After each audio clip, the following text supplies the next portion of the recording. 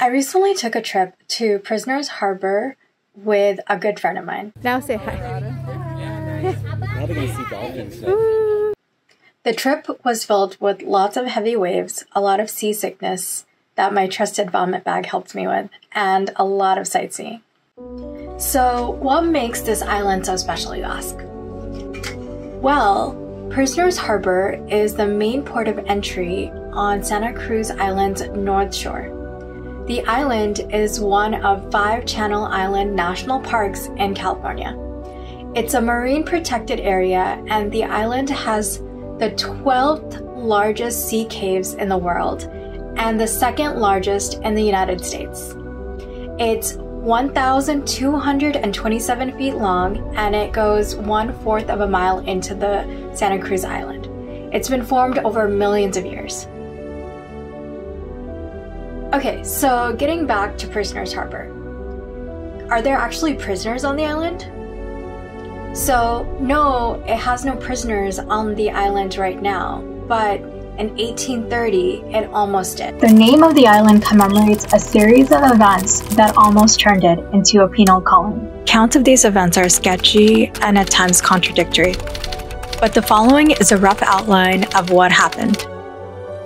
Santa Cruz Island lay deserted for several years after the native Chumash population had been removed to the mainland in the early 1800s. Fishermen, hunters, and travelers occasionally stopped or squatted on its shores. The Mexican government had just gained independence from Spain in 1821. The Mexican government wanted to expand its presence and increase its population in Alta California. In February 1830, the U.S. brig Maria Esther dropped anchor off Santa Barbara. Its captain, John Christian Holmes, then sought out Romualdo Pacheco, Comandante at the Presidio, to request permission to discharge his cargo, a boatload of some 80 convicted criminals. Holmes had the license to transport the convicts to Alta California as part of a plan by the Mexican government for a penal colony. So this wasn't the first time that the Mexican government had tried to do this. In 1825, a small group of prisoners had been transported to California with the intent of improving the moral convictions and of colonizing California, according to historian H.H. Bancroft. This created a storm of protest in California, and the government eventually dropped the scheme. 5 years later, the Mexican authorities tried again. Stalling for time, Pacheco accompanied Holmes back to his ship to inspect the cargo.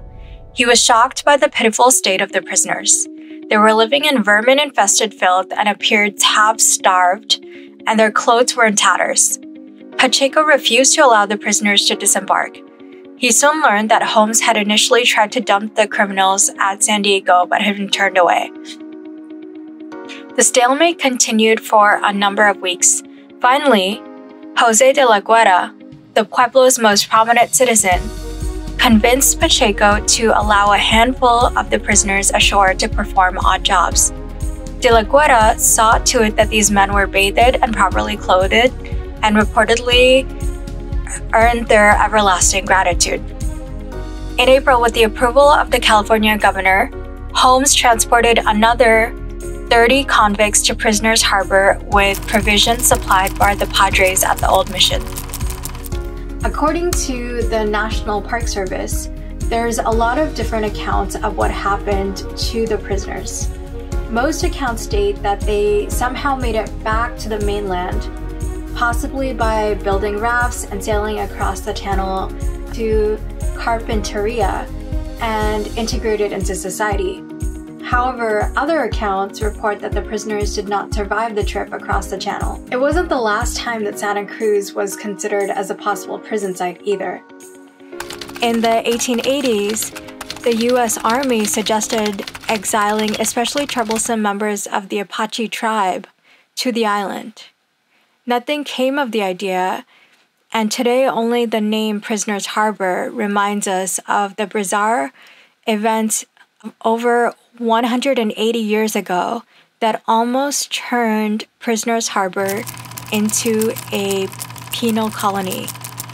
Thank you for listening to this, and if you like it, please like and subscribe and comment below to help support this channel.